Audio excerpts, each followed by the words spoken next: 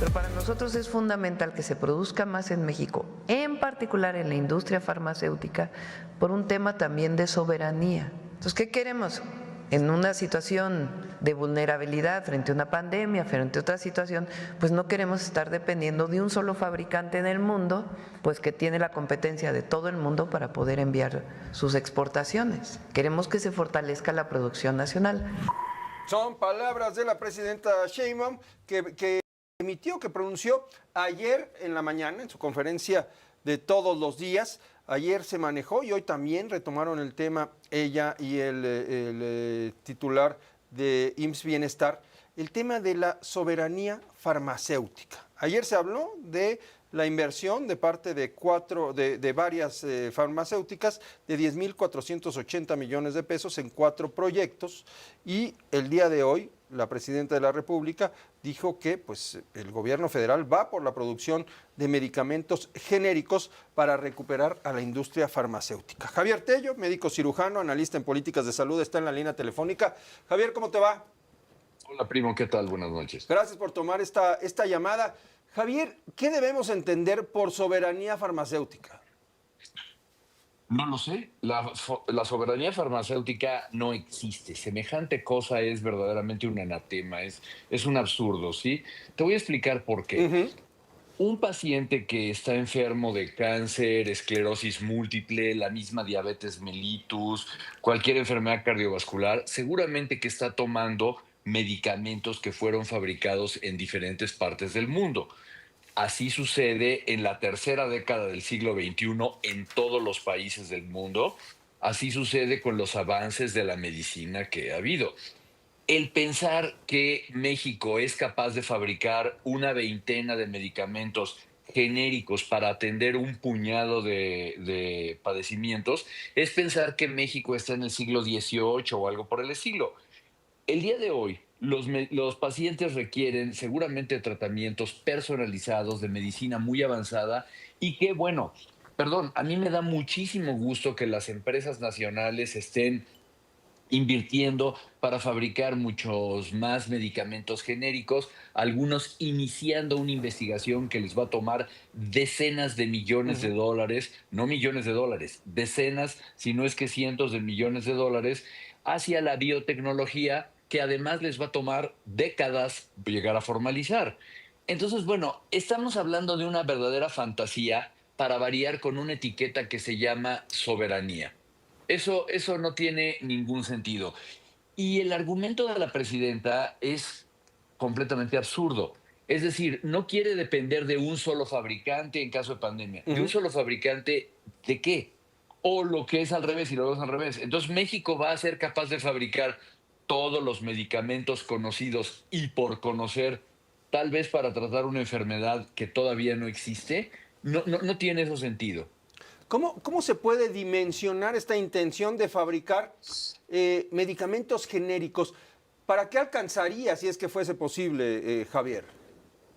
Mira, primero que nada hay que entender que México, pese a todo, todavía no navega como huérfano en un universo.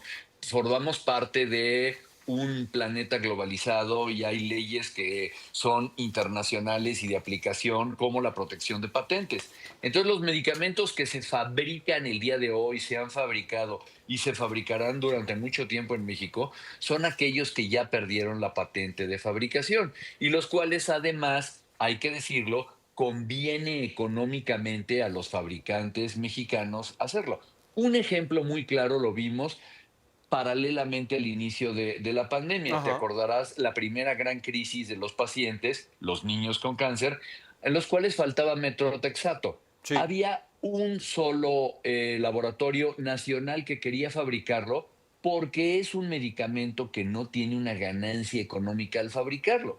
Y por cierto, el gobierno de López Obrador se peleó con ellos y nos quedamos sin ese medicamento, precisamente por no querer importar de ningún lado, etcétera. ¿Quién está logrando tener una muy pujante industria farmacéutica? Curiosamente la India, pero curiosamente es a través de una o dos o tres empresas familiares de multimillonarios que son quienes han desarrollado a lo largo de décadas varias vacunas que, por cierto, hoy compramos hasta en México.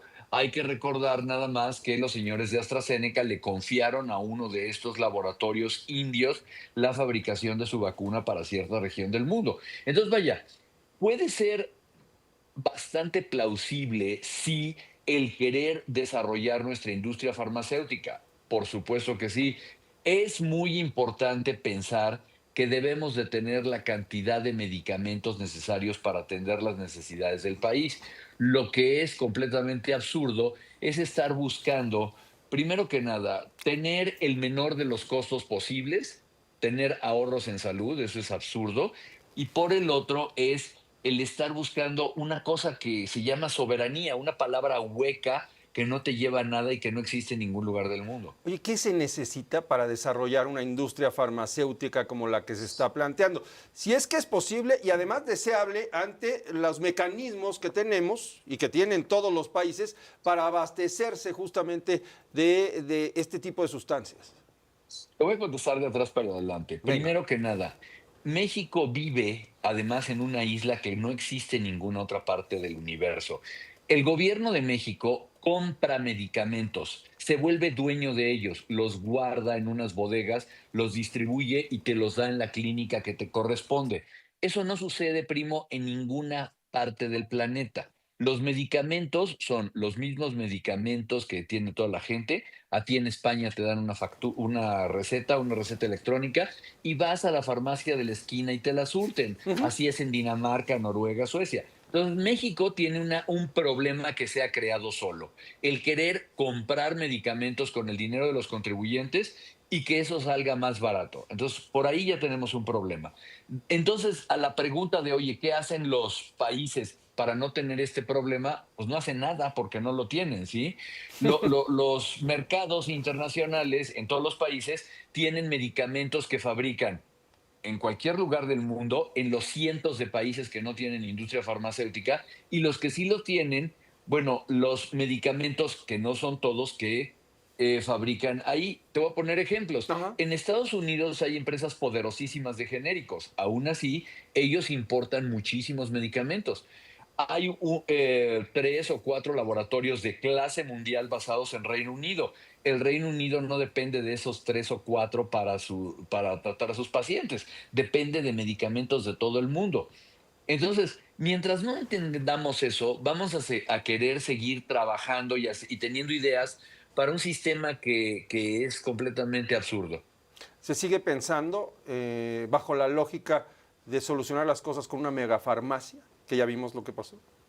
No, no, no, no. Creo que esto, bueno, era tan absurdo que hasta la presidenta lo mandó al olvido. La megafarmacia, tú lo sabes, no me gusta hablar de ella porque es otra cosa que no existe. Nunca existió. Nunca existió. La megafarmacia Ajá. fue una cosa absurda que se le ocurrió a López Obrador, una bodega que le compraron, y él dijo 2, 3 cosas que no sabía la Secretaría de Salud, que no sabía la Secretaría de Economía. Y bueno, la última vez que me enteré, estaba relegada a ser un centro de distribución para los estados centrales del país. Esa figura como megafarmacia, esa solución, esa fantasía, es un absurdo que no existió. Muy bien. Javier, muchas gracias. Fuerte saludo. Un abrazo, que estés muy bien. Gracias, cuídate mucho. Javier Tello, experto en políticas de salud.